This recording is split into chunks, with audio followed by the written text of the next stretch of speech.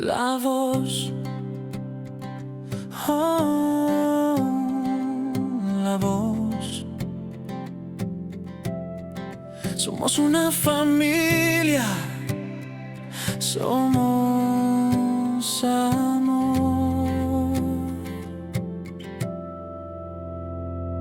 Bienvenidos al podcast de La Voz de la Esperanza. Hermanos, hay un autor muy famoso que se llama Malcolm Gladwell. Y hace años él escribió un libro titulado David y Goliat. Y cuando este libro salió yo me emocioné porque dije, un libro de la historia, una de las historias más hermosas de la Biblia. Porque aunque la persona no lea la Biblia, pero por lo menos ha escuchado la historia de David y Goliat. Entonces cuando sale este libro voy y lo compro y comienzo a leerlo y en las primeras páginas, el autor dice algo que me dejó sorprendido y que dejó sorprendido a muchas personas que crecieron escuchando la historia de David y Goliat. Él dice que nos hemos equivocado al leer la historia de David y Goliat, que David nunca fue el débil y que en realidad David era el favorito para ganar el combate. Y tiene argumentos muy convincentes. Y aquí, hermanos, quisiera que nos detuviéramos un poquito.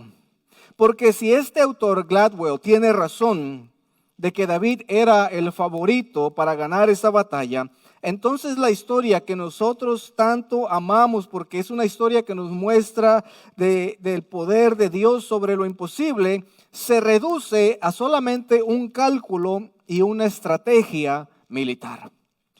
Un muchacho muy astuto como lo era David, que supo aprovechar la tecnología de su tiempo y de su época. Y si eso es todo lo que fue, mis hermanos, entonces no hay sermón esta mañana y nos podemos ir. Amén. No, dice. Pero lamentablemente no es así. Entonces dejemos, mis hermanos, que el texto mismo responda a esta pregunta.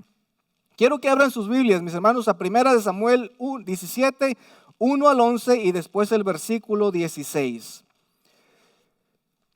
1 Samuel 17, 1 al 11 y después el versículo 16. Y dice la palabra de Dios. Los filisteos se reunieron sus ejércitos para la guerra y se concentraron en Soco, que pertenece a Judá, y acamparon entre Soco y Azeca en Efes-Damín. Y Saúl y los hombres de Israel se reunieron y acamparon en el valle de Ela y se pusieron en orden de batalla para enfrentar a los filisteos. Los filisteos estaban a un lado del monte e Israel estaba del otro lado del monte y entre ellos el valle. Entonces los ejércitos de los filisteos salió un campeón llamado Goliat de Gat, cuya estatura era de 6 codos y un palmo.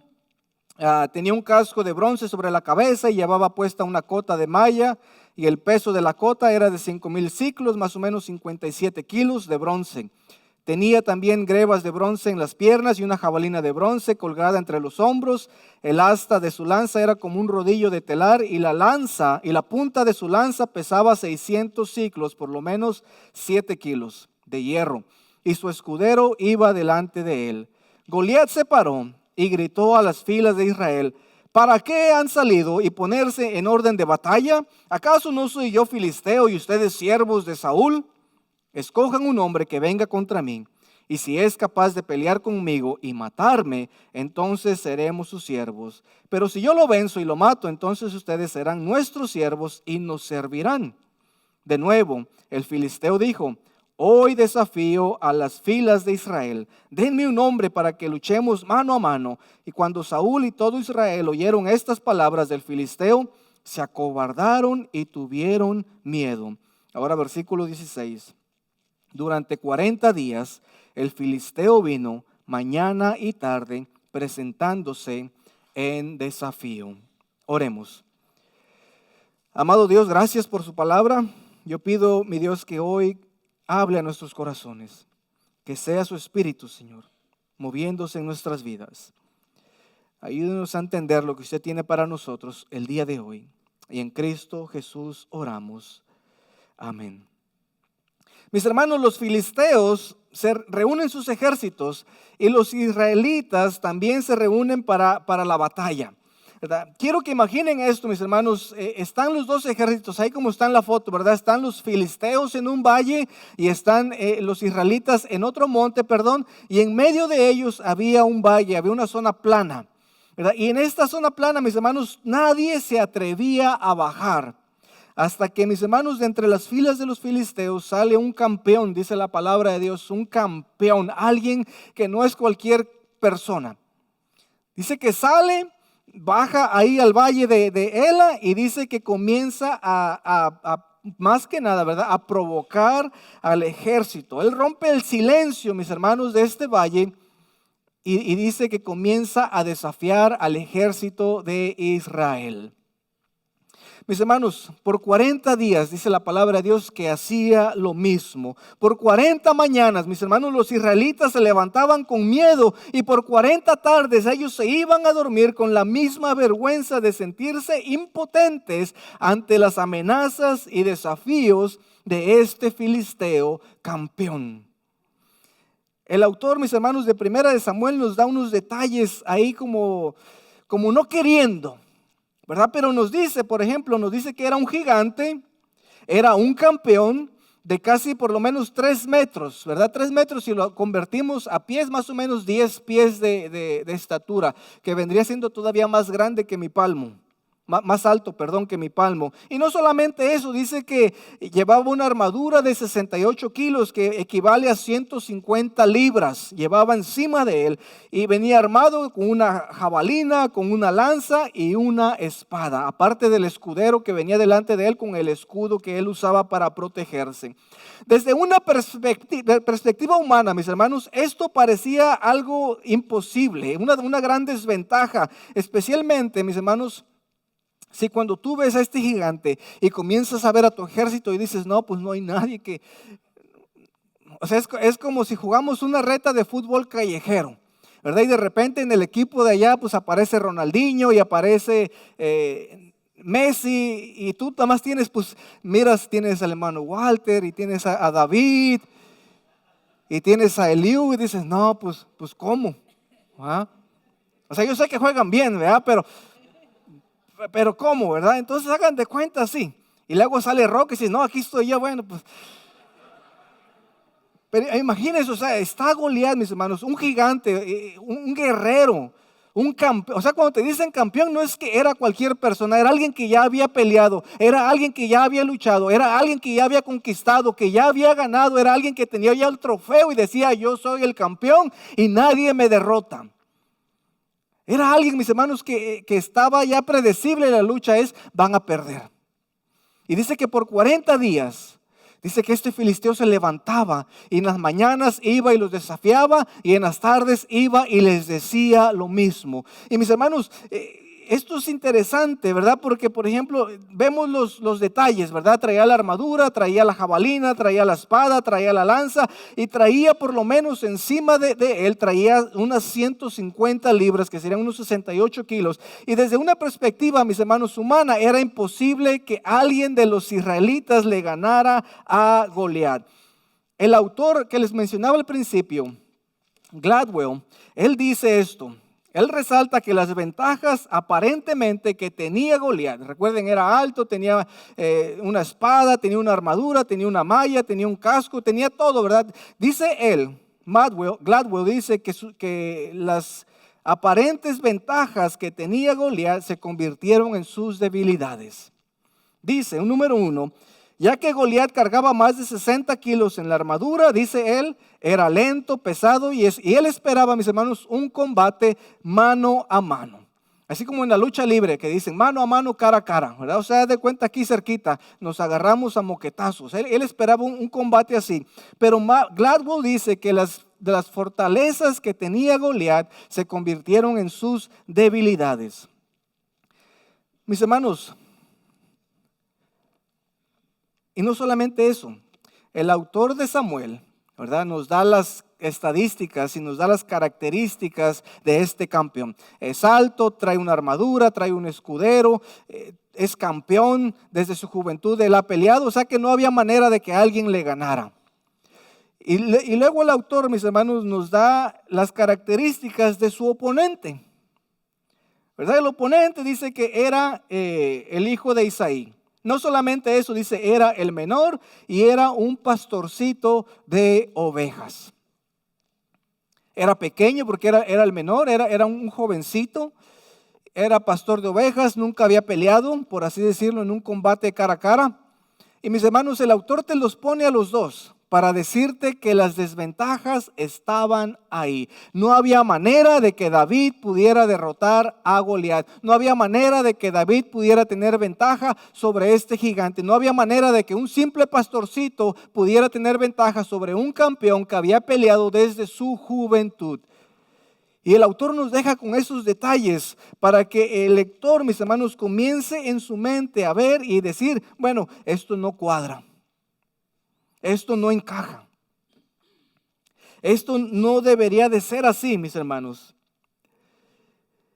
Y la razón por la que David llega ahí, mis hermanos, es porque un día sus hermanos están en la guerra, sus hermanos mayores, los primeros tres, eran 8, perdón. Y dice que los 3 mayores ya estaban en la guerra, Saúl se los había llevado. Y dice que cuando los 3 hermanos mayores de David están en la guerra, un día su padre viene y le dice, ¿sabes qué? Quiero que le lleves estas provisiones a tus hermanos. Llévales estas cosas para que coman y dice, ya que estás ahí, pues fíjate cómo están, fíjate cómo va la batalla. Y David, así como un poquito, como pues medio que le encantaba el chisme, ¿verdad? Pues va y lleva las provisiones y cuando llega ya, los hermanos lo ven, empieza a preguntar cómo va la batalla, le entrega las provisiones y está ahí como que esperando a ver qué pasa, ¿verdad? Porque él bien se pudo haber regresado porque ya había escuchado el informe de los hermanos, ya había entregado las provisiones y él bien pudo haberse retirado, pero a él le gustaba un poquito el chisme, ¿verdad? Y se queda ahí nada más y para la oreja y de repente sale este campeón con su lanza y me imagino que la golpea así en el suelo, ¡pum! ¿Verdad? Y entonces todos así los israelitas así como, ay, viene otra vez este. Y empieza a desafiar al ejército. Y empieza, mis hermanos, una vez más a desafiar al ejército. Y mis hermanos, cuando David escucha esas palabras, ¿verdad? De que Goliat comienza a desafiar al ejército, mis hermanos, dice que algo en él se movía. Y se movía, mis hermanos, porque cuando ese gigante dice que venía y azotaba, bueno, no dice la palabra, pero yo en mi mente, me lo imagino así, azotaba su lanza y el escudero venía delante de él y me imagino que también azotaba el escudo para que levantara polvo y la gente lo viera y se dieran cuenta de lo que está ocurriendo. Mis hermanos, yo me imagino a David como diciendo, ¿por qué deja el ejército que este incircunciso haga eso? Y mis hermanos, aquí hay un contraste, porque recuerden, el libro de Samuel es un libro ¿de qué? De comparaciones. Y dice la palabra de Dios, mis hermanos, que cuando esto ocurría, dice que los del ejército de Saúl, dice que les daba miedo. Les daba un pánico, mis hermanos, dice, se acobardaron y tuvieron un gran temor. Pero, mis hermanos, dice aquí la palabra de Dios, dice que ellos hicieron una pregunta. Los que estaban ahí con David, los del ejército dice que se hacían una pregunta y decían, versículo 25, dice, y los hombres de Israel decían, ¿han visto a ese hombre que sube? Ciertamente sube para desafiar al rey. Y luego empiezan a decir, pero el rey colmará, dice, de muchas cosas, dice, le dará a su hija y hará libre en Israel a la casa de su padre. Pero mis hermanos, quiero que ustedes noten la pregunta que hacen estos hombres. Porque quiero que noten que los soldados, mis hermanos, los soldados de Israel, ellos eran guerreros, soldados que estaban preparados para pelear. Y a pesar de eso, ellos comienzan a preguntarse, ¿ya vieron el tamaño de esa persona? Ellos comienzan a decir, ¿ya vieron ese hombre que sube? Mis hermanos, un pueblo que tenía un Dios poderoso, que tenía un Dios que los había liberado de Egipto, Dice, ahora mis hermanos, ellos están viendo el reto que tienen enfrente y en vez de buscar al Señor, en vez de orar, en vez de recordar lo que Dios ya había hecho por ellos comienzan a ver el gran desafío por medio de unos lentes humanos. Y cuando ellos comienzan a ver eso con los lentes humanos, mis hermanos, todo eso parecía imposible. Y dice la palabra de Dios que tenían gran temor. Ellos no oraron. Ellos no buscaron a Dios, ellos no fueron a ver al sacerdote para ver qué es lo que Dios tenía para ellos. Ellos no comenzaron a hacer nada de las cosas que tenían que hacer. Y aparte de eso, mis hermanos, cuando ellos ven todo esto, ellos miran a su rey y el rey por allá escondido. Bien, gracias. Yo me puedo imaginar a Saúl, mis hermanos, cuando Goliat salía, me puedo imaginar a Saúl así como, ahí está todavía, que no me vea, porque me va. Y me imagino que él se escudaba, mis hermanos, y él no quería salir. Y mis hermanos, cuando tú comienzas a ver tus problemas desde una perspectiva humana, cuando tú te pones los lentes de tu perspectiva humana y finita, déjame decirte que el problema siempre va a ser más grande de lo que aparenta. Porque no estamos viendo, mis hermanos, el problema como Dios quiere que tú y yo lo veamos. Mis hermanos, porque después llega David, mis hermanos, y él ve al mismo gigante, él ve la misma persona, él ve el mismo escudero, él ve la misma lanza, él ve todo lo mismo, mis hermanos. Y nada de esto cambia porque no es como que el gigante se encogió en los versículos 26 al 27, no es como que Goliat se hizo más chiquito y como que ahora sí ya está de mi tamaño, como que se tomó la pastilla de la chiquitolina, como el Chapulín Colorado, para los que miraban el programa. No es que ocurrió eso, mis hermanos, simplemente pasó que David comenzó a ver a Goliat con los lentes del evangelio. Y cuando él comienza a ver, mis hermanos, a Goliat como lo ve Dios, él dice, este no es más que un incircunciso que va a pagar por haber provocado al ejército del Dios de los ejércitos, al Dios vivo. Dice, él va a pagar por eso. Y él están diciendo, no, el rey le va a dar esto al que le gane. Y a él no le importa, mis hermanos. A él no le importa. ¿Saben por qué a él no le importa? Porque capítulos antes, ¿qué había pasado con David? A él ya lo habían ungido como rey. A él ya no le importaba lo que el rey iba a hacer. A él ya no le importaban los bienes. A él no le importaba la esposa. A él no le importaba todo lo que el rey iba a hacer por él, porque Dios ya lo había ungido como rey. Dios ya le había dicho, tú vas a ser el siguiente rey de Israel. Pero cuando esto sucede, mis hermanos, el Espíritu Santo, el Espíritu de Dios viene sobre él y él comienza a ver y la sangre comienza a hervirle y él dice, este va a pagar por lo que ha hecho. Todo el campamento, mis hermanos, gira alrededor de la figura de Goliat. Lo miran, lo comentan, lo engrandecen y cuando el miedo, mis hermanos, llena tu vida, no hay espacio para que el poder de Dios se manifieste en tu vida. Déjame decirte bien esto, cuando el miedo llena tu vida, no hay espacio para que el poder de Dios se manifieste en ti. Dime, mis hermanos, dime de qué te la pasas hablando todo el día y te diré qué gigantes estás engrandeciendo en tu vida. Hay personas que hablan más de la enfermedad que del sanador. Hay personas que hablan más de la deuda o de las deudas que del proveedor. Hay familias que hablan más del problema que del Dios que parte los mares y te hace pasar por tierra seca. Y lo que repetimos con nuestras bocas lo engrandecemos en el corazón y lo comenzamos a creer. Y cuando tú comienzas a creer algo, mis hermanos, eso se refleja en la manera como tú vives. Y por eso muchos decimos, es que yo no puedo evangelizar, es que yo no puedo orar, es que yo no puedo hacer esto. Todo lo que tú comienzas a creer, mis hermanos, se comienza a hacer un gigante que en realidad no lo es, porque lo estamos viendo desde la perspectiva mía o del yo y no como Dios quiere que veamos las cosas. Y mis hermanos, el mismo gigante, dos perspectivas diferentes. El ejército decía, ¿ya vieron el tamaño de ese gigante? David decía, entre más grande, dice, más fuerte va a ser la caída. El ejército decía, es que no podemos. David decía, échenmelo a él y a otros 4 más. Mis hermanos,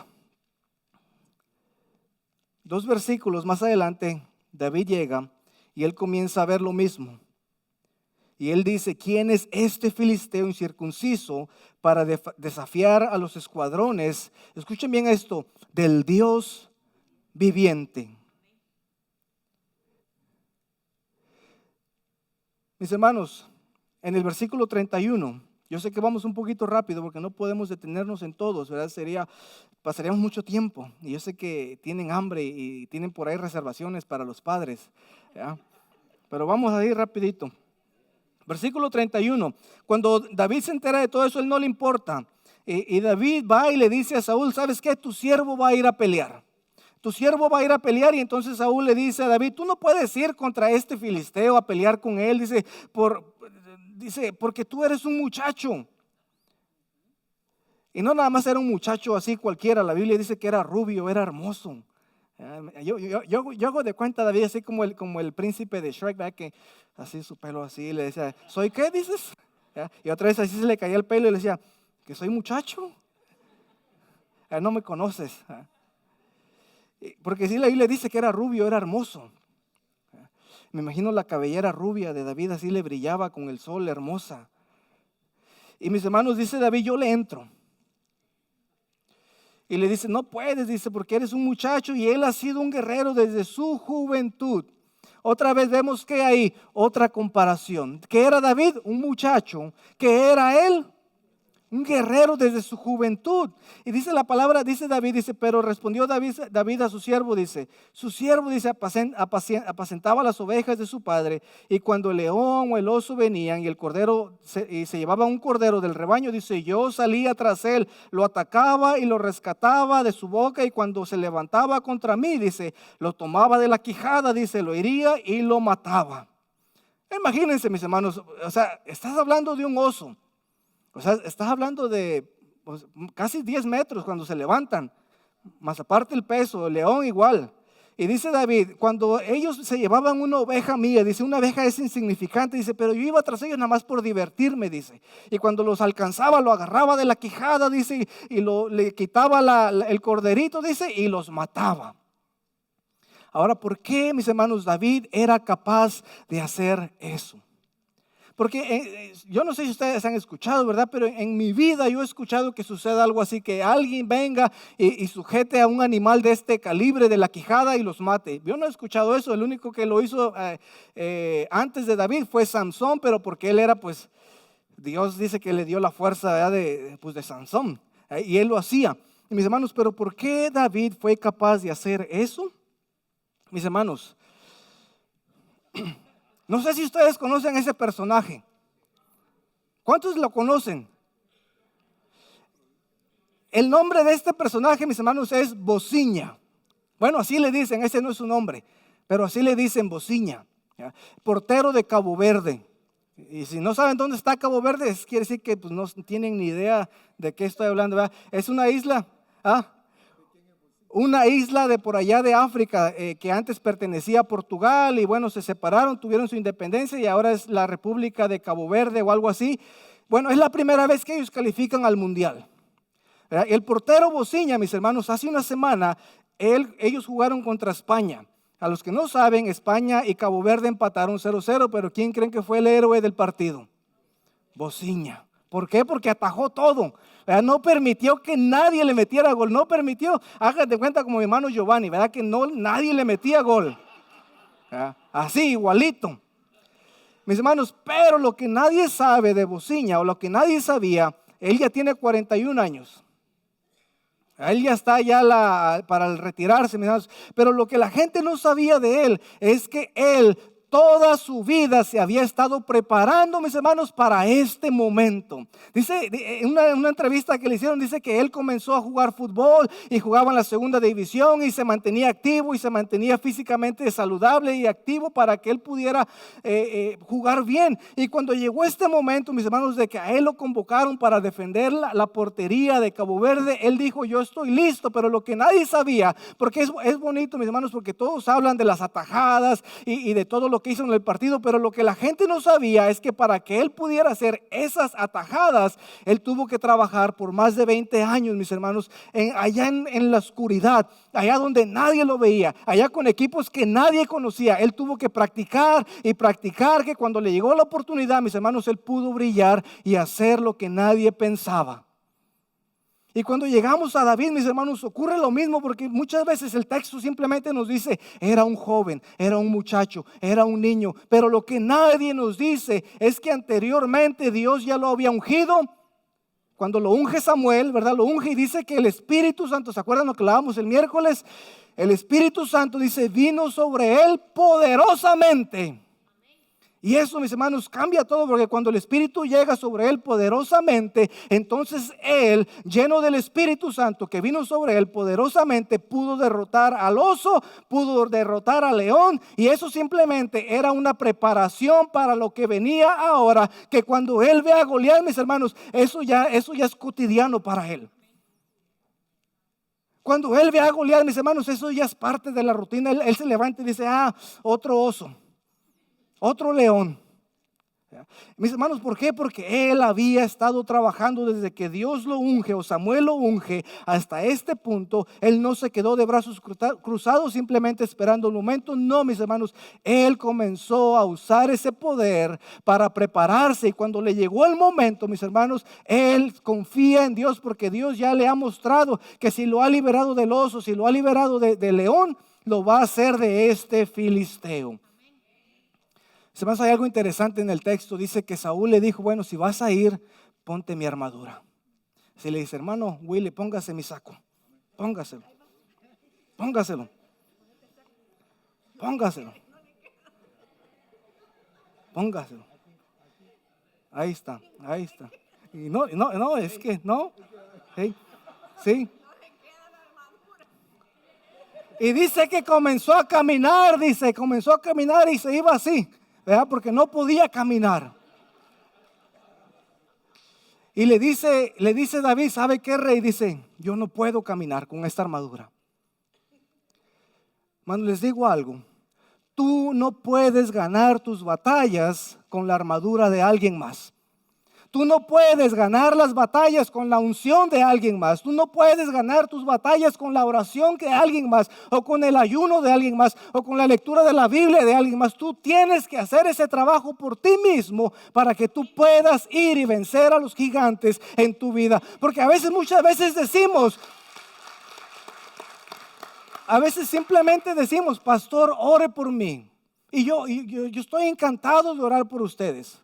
¿Verdad? A mí me encanta orar por la gente. A mí me encanta que ustedes vengan y digan, ore por mí, ¿verdad? Pero mis hermanos, Dios ya te ha dado una armadura a ti. Ya te ha dado tus armas a ti. Ya te ha dado lo que tú necesitas para ganar esas batallas. Pero a veces es más cómodo ir y decirle a alguien, ora por mí. Pobrecito de mí.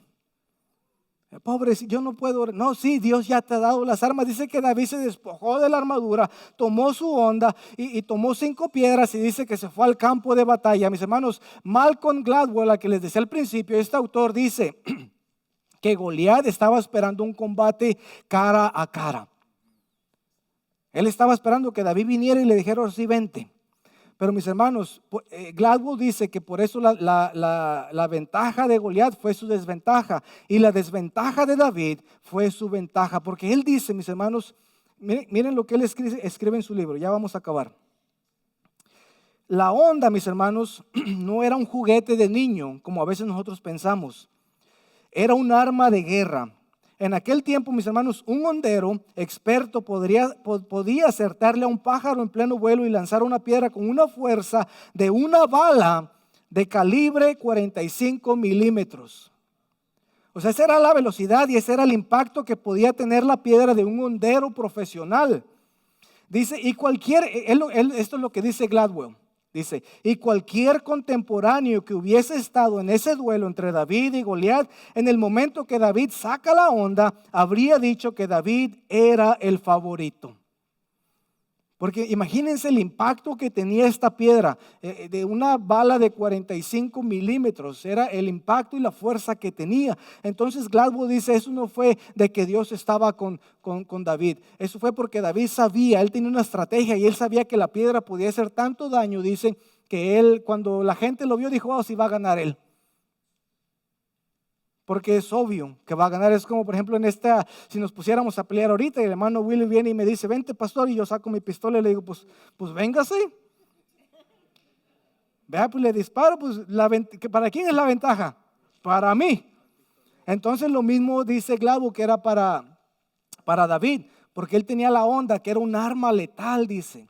Y no es de que Dios estaba con él. Pero mis hermanos, lo que él no sabe, ¿verdad? Lo que Gladwell no sabe, mis hermanos, si nos revela David, o el autor en Primera de Samuel, es que en el versículo 45 David le dice: tú vienes a mí con espada, lanza y jabalina, pero yo vengo a ti en el nombre del Señor de los ejércitos, dice el Dios de los escuadrones de Israel, a quien tú has desafiado.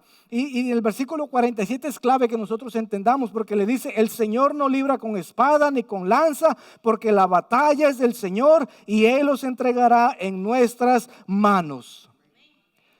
Quiero que fijen, mis hermanos, que estos versículos no los dice David después de que derrota a Goliat. Él los dice antes de la pelea. O sea que David ya estaba confiado de que Jehová le iba a dar la victoria a él. Y dice, mis hermanos, que sacó la onda y lo comenzó, le tiró la piedra, le pegó y cayó de bruces ahí en la tierra. La fe verdadera, mis hermanos, no se queda quieta ni temblando. La fe tiene pies y avanza.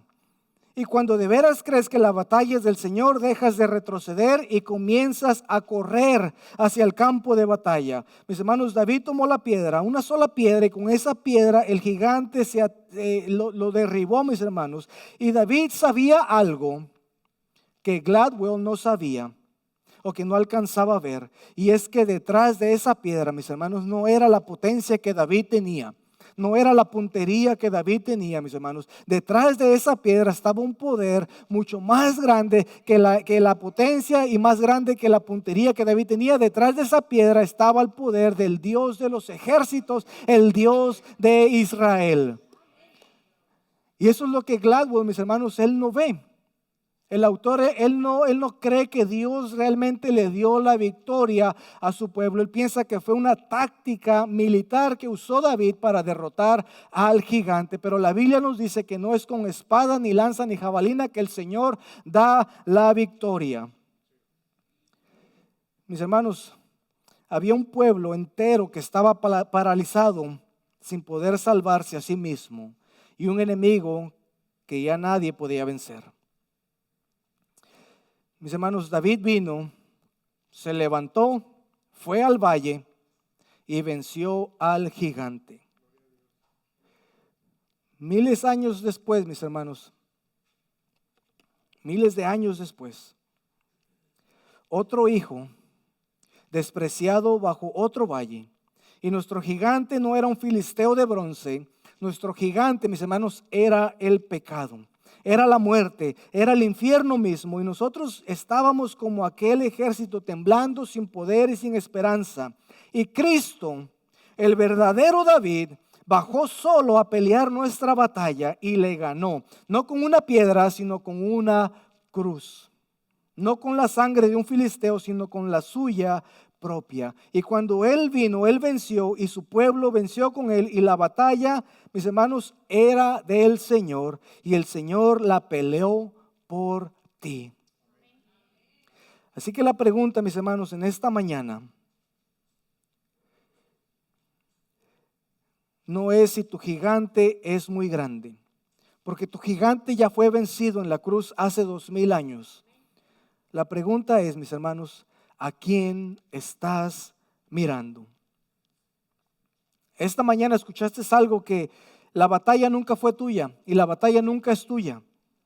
Que hubo alguien, Jesús mismo dice que bajó al valle y peleó la batalla por ti, y Él ya venció al enemigo. Él ya venció a tu gigante, ya venció a tus gigantes. Mi pregunta es, ¿a quién estás mirando el día de hoy? Mis hermanos, Cristo derribó al gigante en la cruz y lo hizo sin que tú pusieras una sola piedra. No fue una estrategia, fue su gracia. Y hoy, mis hermanos, ese mismo Cristo te dice: deja de huir y corre a mí. Oremos.